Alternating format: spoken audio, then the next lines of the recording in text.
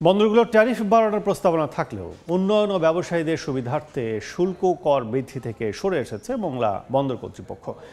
এতে বাড়ছে আমদানি রফতানি রাজস্ব আদায়। বিস্তারিত জানাতে মোংলা বন্দর এলাকা থেকে যুক্ত হচ্ছেন রিপোর্টার মাহমুদ হাসান।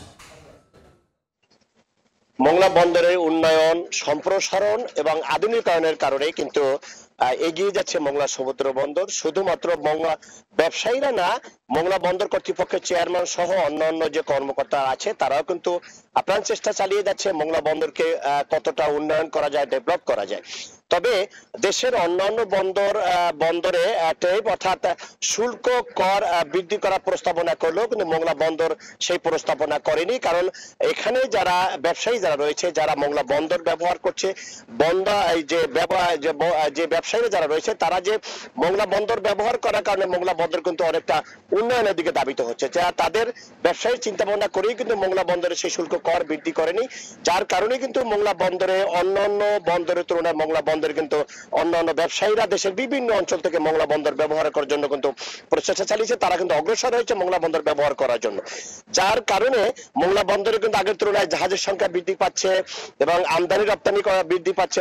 পাশাপাশি এখানকার যে যারা বেকার সংস্থা রয়েছে তারাও কিন্তু কর্মসংস্থান সৃষ্টি হয়েছে এবং বৃদ্ধি পাচ্ছে সাথে সাথে মোংলা বন্দরের রাজস্ব।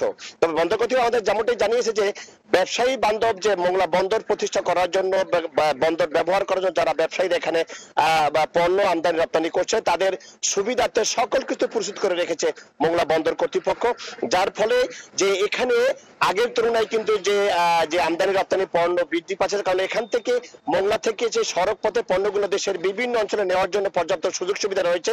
কারণ পদ্মা সেতু চালু হওয়ার কারণে মোংলা বন্দর থেকে ঢাকার সাথে দূরত্ব অনেকটা কমে গেছে। 3 থেকে 3.5 ঘন্টা পণ্য নিয়ে মোংলা বন্দরে আসা যাচ্ছে, আবার এখান থেকে পণ্য নিয়ে তারা চলেও যেতে পারছে। এছাড়া যে এখানে সড়ক পথ এবং রেলপথ যদি সংযোগ চালু হয়েছে, এ দিয়ে যদি মোংলা বন্দরের ব্যবসায়ী যারা রয়েছে তারা যদি এই 3টি পথ একাত্রে ব্যবহার করে তাহলে মোংলা বন্দর আগে থেকে অনেকটা পরিবর্তন হবে এবং একটি মোংলা বন্দর হবে দেশের আন্তর্জাতিক বিশ্বের বাণিজ্যিক বান্ধব আন্তর্জাতিক বন্দরে রূপান্তরিত হবে। সেজন্য কিন্তু প্রচেষ্টা চালিয়ে যাচ্ছে। তবে এই যে শুল্ক কর যেটা পরিবর্তন করেছে সে কারণে কিন্তু মোংলা বন্দরে এখন অন্যান্য দিক থেকে কিন্তু ব্যবসায়ীরা আগ্রহ প্রকাশ করেছে, এমনটাই জানিয়েছে আমাদেরকে মোংলা বন্দর কর্তৃপক্ষ। তবে এই ছিল আমার কাছে মোংলা বন্দরের আমদানি রপ্তানি এবং যে ট্যারিফ অর্থাৎ শুল্ক কর বৃদ্ধি না করা হয়েছে তার সর্বশেষ তথ্য। এখন সরাসরি ছিলাম মোংলা বন্দরে।